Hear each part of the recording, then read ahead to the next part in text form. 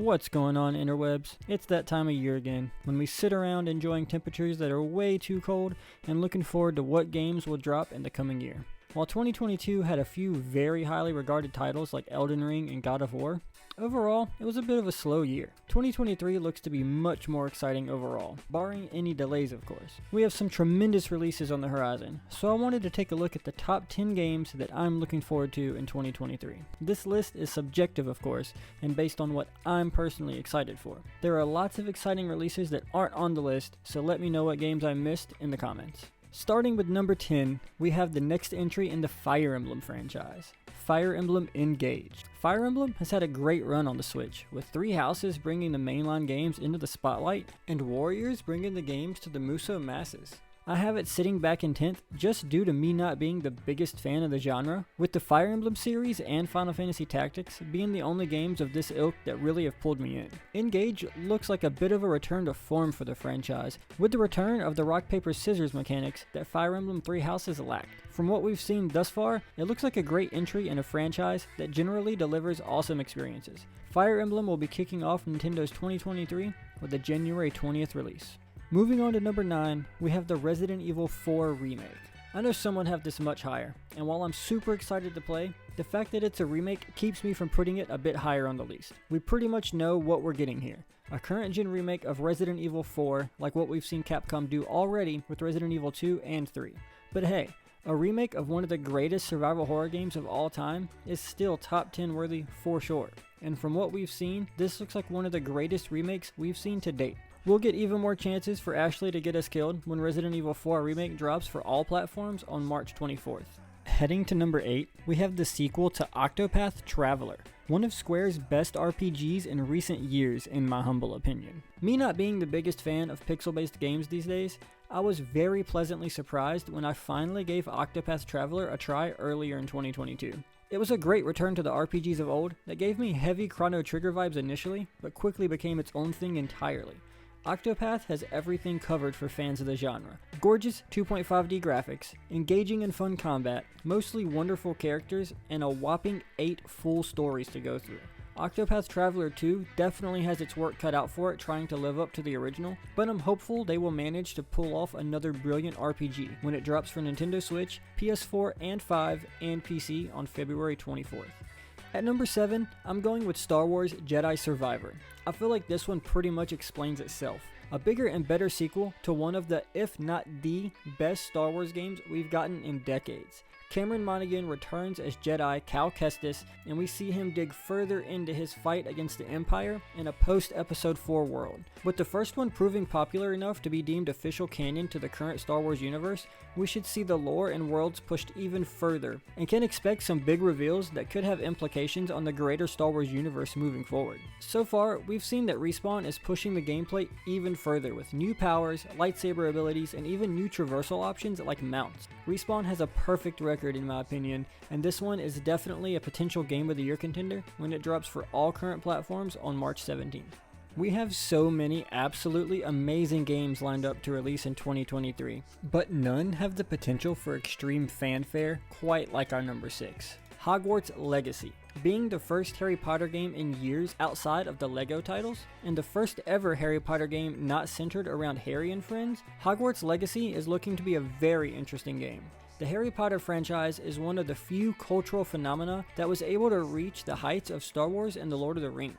So it's surprising it's took this long to get a game of this magnitude, but here we are and boy does it look good. From them somehow finding a way to make wizard combat look exciting and engaging, to being able to fulfill your dreams of attending Hogwarts, going to classes, navigating the halls, and managing mischief, it seems the team at Avalanche Software might actually pull it off. The PS4 and Xbox One versions have been postponed, but we can enjoy it on PC, PlayStation 5, and Xbox Series consoles when it releases on February 10th. Okay, each of these next games could easily be the number 1 most anticipated on the list, but I had to order them somehow, so here it goes. At number 5, we have Spiderman 2. Insomniac surprised the world in 2018 with what is undoubtedly the best Spider-Man game ever made. Launching as a PlayStation exclusive and later coming to PC, Insomniac took their expertise to the Marvel Universe and came away with an absolutely phenomenal game. I know some could take or leave parts of it, but for me personally, it was one of my favorite games of that year. Spider-Man is easily one of my favorite Marvel heroes, and Insomniac absolutely nailed what it means to be both Spider-Man and Peter Parker, with great story and insanely satisfying gameplay. They then followed that up with their introduction of Miles Morales for the launch of the PS5, and with it, cemented the fact that they absolutely know how to make a great Spider-Man and how to keep it fresh. With Spider-Man 2, it looks like we're going to get more time as both Peter and Miles, and I cannot wait to see where Insomniac takes us when it hits PlayStation 5 in fall of 2023. On to number 4, it's Final Fantasy VII Rebirth, the next title in Square's Final Fantasy VII Remake series. Rebirth is sure to be absolutely massive. Final Fantasy VII is what most consider the penultimate Final Fantasy title. It, along with Final Fantasy VI, is on most shortlists for greatest RPG of all time, so it's no surprise that the remake became one of the biggest titles when it released in 2020. I, along with lots of other fans, were worried that Square would somehow mess up what should be a great game, but thankfully, those worries were for naught, as 7 Remake was absolutely phenomenal. Revamping the combat to be more action-centric and fleshing out the story, Square somehow made a version of 7 that I actually enjoy more than the original. It's yet to be seen what changes to gameplay they might make heading into Part 2. They could easily just continue with what we have in Part 1 and just build up the story and world, but knowing Square, it's almost guaranteed that we get some changes in both gameplay and world exploration. Fingers crossed they keep the train rolling strong when Final Fantasy VII Rebirth releases for PlayStation 5 on December 6th, 2022.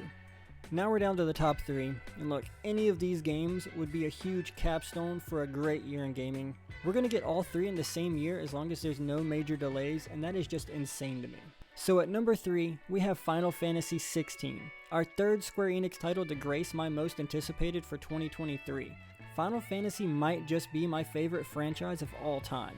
While most of the more recent games have been wildly divisive with the fanbase, there is one that most agree is one of the best Final Fantasy experiences ever, and that is Final Fantasy XIV. While definitely missing the mark at launch, it has since become an absolute massive success, and one of the few titles to challenge World of Warcraft for the MMO crown.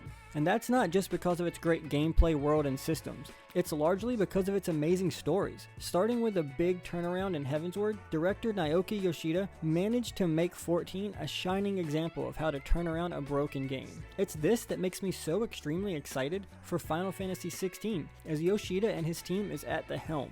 But this time, they don't have to focus on so many of the necessities of creating an MMO, and can solely focus on making the greatest single-player Final Fantasy that they possibly can. From what we've seen so far, the story looks to be one of the better in recent entries, and the production values look top-notch, and the combat looks like they might finally have found a sweet spot between action and depth. We will see if Square can make the 16th entry one of the best yet when Final Fantasy XVI drops for PlayStation 5 and PC on June 22nd. Alright, and here we are, the top 2. Honestly, this was a hard call. Both of these games are bound to be the best of the best for 2023. Coming in at number 2 on my most anticipated of 2023 is Starfield. Anytime Bethesda Softworks releases a game, it's a huge deal. But this time, not only is it a new game, but an entirely new IP. As someone who favors sci-fi over fantasy or apocalyptic settings, I've longed for the day when Bethesda finally tackles a science fiction setting with their particular brand of open world flair. Now, I know the name Bethesda comes with a lot of baggage, and a lot of people have their doubts that they still have what it takes to deliver another Skyrim level experience, but I have faith that they won't mess this one up. Coming off of Fallout 76 and being a new IP, and their first big title being released under the Xbox umbrella, this one needs to land. The good news is, from what we've seen so far, Starfield is going to be a blast. Using a mix of handcrafted and procedurally generated worlds, Bethesda has managed to fit a whopping 1,000 plus planets in the game. You will never run out of new places to visit and explore. Now, of course, not all of these planets will be full of life or have a bustling metropolis, but it's nothing that a good mod can't fix. Look, I'm joking. Well, kinda. Mods are super exciting after all. But I have faith that Bethesda can do the whole procedurally generated thing very well. It's not their first time they've used the tech. The second Elder Scrolls game, Daggerfall, was full of procedurally generated content, and it's been used throughout most of their other titles to various degrees. And we still will also get the handcrafted large worlds that we've come to expect from a Bethesda game as well. If Starfield does manage to pull off even half of what it's setting out to do, it will be one of the biggest games ever made and will be played for decades to come. We can look forward to exploring space when Starfield hits Xbox and PC in the first half of 2023. And finally, we have number 1. And since it hasn't been on the list yet, I'm sure most of you have guessed what that game is. My number 1 most anticipated game for 2023 is by far The Legend of Zelda: Tears of the Kingdom. Look, that's kind of a given, right? If you play Nintendo games, you're either looking forward to this game with immense impatience, or you're a lying sack of...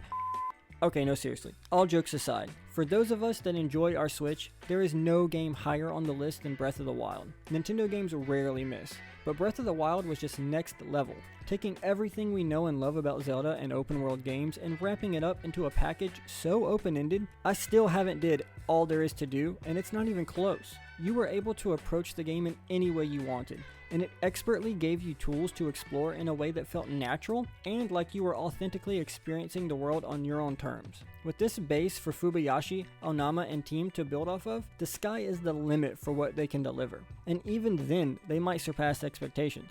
In fact, their only limits here are the Switch itself. It's definitely showing its age at this point, and even Breath of the Wild years ago had some performance hiccups. Hopefully with time, the team has managed to optimize for the hardware, and we get the send-off that the Switch deserves. After all, The Last of Us was at the tail end of the PlayStation 3 lifecycle, and it still managed to blow our minds. We'll finally get to dig into the next Legend of Zelda when Tears of the Kingdom releases on Nintendo Switch on May 12th.